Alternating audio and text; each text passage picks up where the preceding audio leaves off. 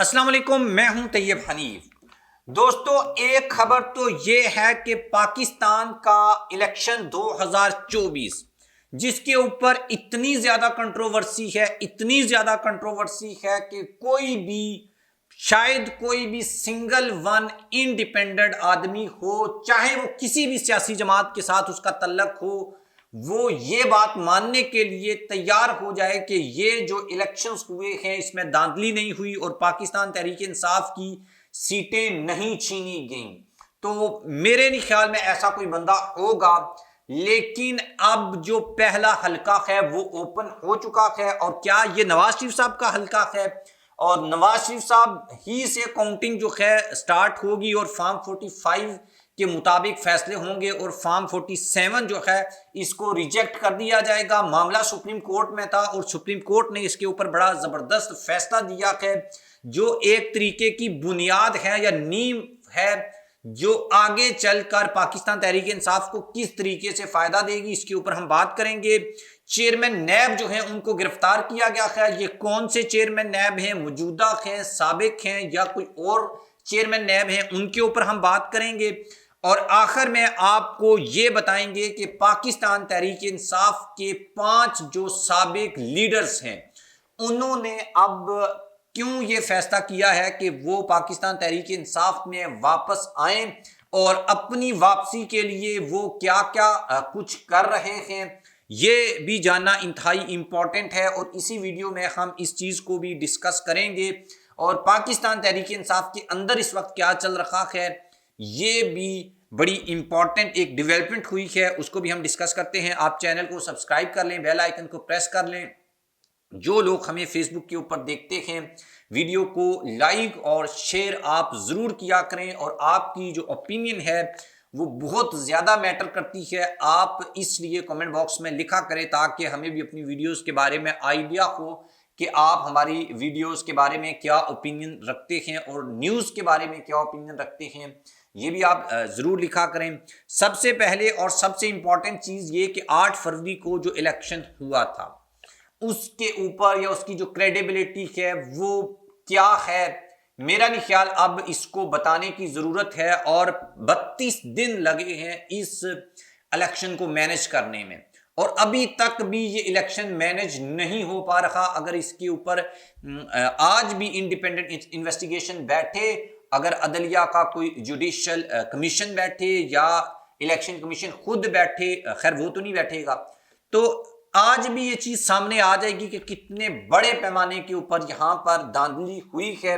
लेकिन अब एक ऐसा हलका था जो सुप्रीम कोर्ट में गया और ये अब वो कहते हैं वो डोर ओपन करेगा जिसके बाद मुस्लिम लीग नून को बड़े बड़े जो लीडर्स हैं उनकी शिकस्त सामने नजर आ रही है।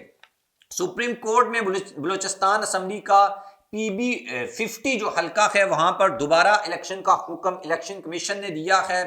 और इससे पहले इलेक्शन कमीशन ने सिर्फ 6 पोलिंग स्टेशंस के ऊपर वोटिंग का फैसला जो है वो किया था और सुप्रीम कोर्ट ने इसको कालादम करार दे दिया। और सितम ज़रीफी की बात यह है कि जिस बंदे ने ये एप्लीकेशन दी थी, पिटीशन दी थी, इंसाफ के लिए इलेक्शन कमीशन में गया था, उल्टा वो जहां से जीता था वहीं पर रीपोलिंग का जो है उन्होंने हुक्म दे दिया। इससे आप अंदाजा लगा सकते हैं कि इलेक्शन कमीशन किस तरीके से पिटीशंस को ट्रीट कर रहा है।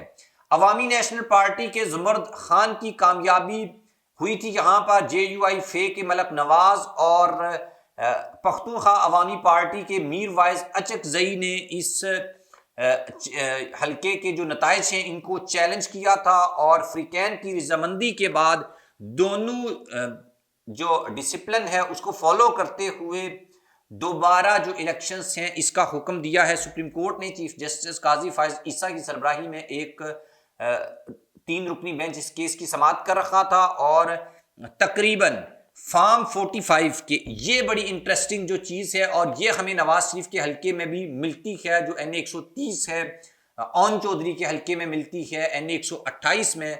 फॉर्म जो 47 है उसके मुताबिक 90 से लेकर 99% तक जो वोट हैं वो डाले गए हैं और ये एक बड़ा गैर हकीकी और अनरियलिस्टिक है। मतलब जो लोग मर भी गए हैं उन्होंने भी आकर वोट डाले हैं, जो उस हल्के में उस वक्त मौजूद नहीं थे, किसी काम से कराची, लाहौर, इस्लामाबाद या बैरून मुल्क गए हुए लोग हैं, वो भी वापस आ गए और उन्होंने भी आके वोट डाल दिए और बच्चे बुच्चों ने भी वोट डाल दिए। ये अंदाजा आप लगा सकते हैं कि इस इलेक्शन की क्रेडिबिलिटी क्या होगी।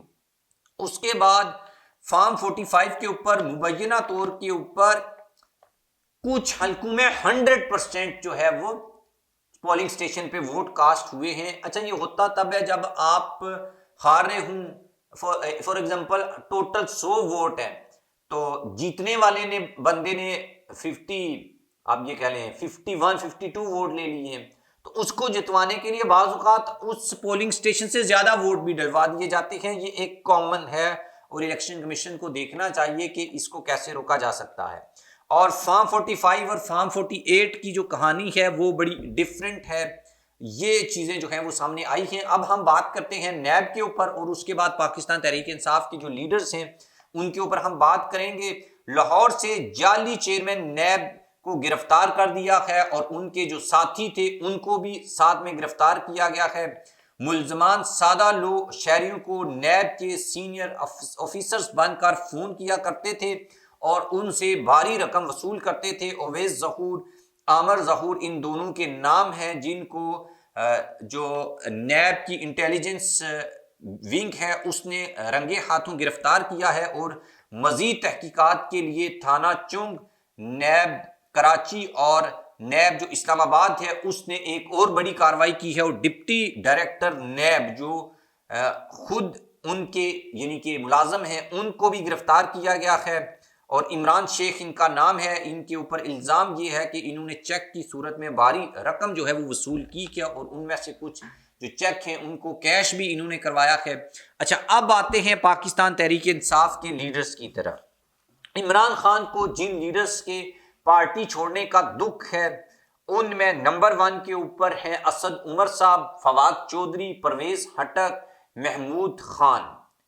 ये जो लोगों ने पार्टी छोड़ी है इसके ऊपर खान साहब जो हैं उनको बड़ा दुख है और गवर्नर सिंध, साबिक गवर्नर सिंध इमरान इस्माइल साहब, उनके ऊपर भी खान साहब को ये उम्मीद नहीं थी कि ये लोग पार्टी छोड़ेंगे। अब तो पाकिस्तान तहरीक इंसाफ ने एक ग्रीन सिग्नल दिया है कि वो लोग जिनको तशद्दुद का निशाना बनाकर पार्टी छोड़ने पर मजबूर किया गया था उनको वापस पाकिस्तान तहरीक इंसाफ में लिया जाएगा और ये असूली फैसला इमरान खान साहब ने किया है। लेकिन जिन लीडर्स के मैंने आपके सामने नाम लिए हैं इसमें गवर्नर सिंध जो है, साबिक गवर्नर सिंध इमरान इस्माइल, उन्होंने तो ख्वाहिश का इजहार किया है कि पीटीआई छोड़ना उनकी बहुत बड़ी गलती थी। इससे पहले जो है वो जैदी साहब जो हैं वो ये बात कह चुके हैं कि उनकी भी एक बहुत बड़ी गलती थी जो उनसे सरजद हुई कि वो पाकिस्तान तहरीक इंसाफ को छोड़ गए। असद उमर कह चुके हैं, परवेज खटक तो खैर अड़े हुए हैं और वो महमूद खान ना 9 में ना 13 में, वो तो किसी खाते में है ही नहीं है।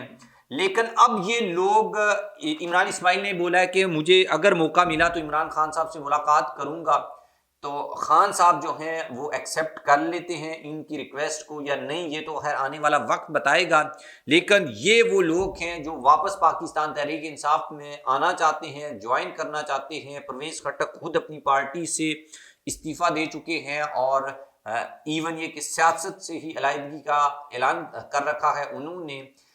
एवनीवे इन सब लोगों को खैर अपनी जिसे कहते हैं औकात का तो समझ आ गया है कि उनके बगैर भी, अच्छा ये कि मिथ थी कि शायद इमरान खान इन केपी के परवेज खटक की वजह से और पंजाब जो है वो अलीम खान और जहांगीर तरीन की वजह से और कराची जो है वो इमरान इस्माइल और दीगर जो अली जैदी वगैरह हैं इनकी वजह से जीता था। लेकिन ये सारी मिथें जो हैं वो एटलीस्ट ख़त्म हो गई हैं। अब इनको पार्टी में लेना चाहिए या नहीं लेना चाहिए इसका फैसला तो एनीवे इमरान खान ने करना है। लेकिन आप इसके बारे में क्या ओपिनियन रखते हैं कि इनको शामिल करना चाहिए या नहीं करना चाहिए, इनसे हाथ छुड़वा लेना चाहिए अगर वापस भी आना चाहें? और अगर आपके माइंड में कोई ऐसा लीडर है जिसको वापस पीटीआई में लेना चाहिए तो आप कमेंट बॉक्स में जाकर ज़रूर इसके बारे में लिखिएगा। अल्लाह हाफ़िज़।